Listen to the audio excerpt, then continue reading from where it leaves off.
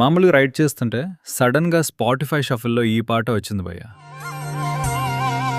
వాగు వంక పొంగే వాన కాలంలోన వింటావమ్మ నది పాట. Hey guys, welcome back to my YouTube channel.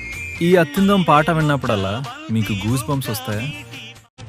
Year ఫోన్స్లో ఆ classic heavy beats, outside ఏమో ఈ బ్యూటిఫుల్ సన్సెట్ బ్రీజ్.